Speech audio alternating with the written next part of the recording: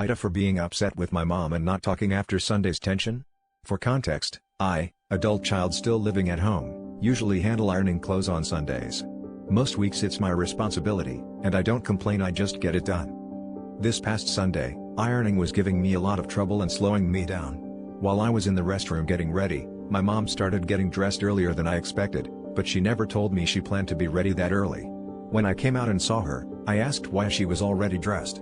She snapped, "You must not want to go to church, you should just stay home," in a rude way. That made me feel like she was accusing me of not putting in effort, even though I was behind only because I was ironing, which I do almost every week.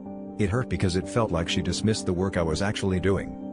Later that Sunday afternoon, when we stopped to check on a car being repaired, I stayed in the other car. When she came back, she asked me if I was going to walk back to pay the mechanic. I just said, "Whatever you want me to do." Later, I went upstairs to put my Bible down and change my shoes. When I called downstairs to ask where the money was so I could pay the mechanic, she answered angrily and then said she was just going to pick up the car herself. To top it off, on Friday I had cooked dinner, and there were leftovers that just needed to be warmed up later. I was already feeling unappreciated, so when my mom didn't warm them up herself, I got annoyed. I know she works really hard, and I appreciate that, but I still felt frustrated in the moment because it seemed like my effort didn't matter. Then, on Tuesday, she called me on the phone. Instead of greeting me normally, she immediately asked me to hand the phone to my sister and tell her hello.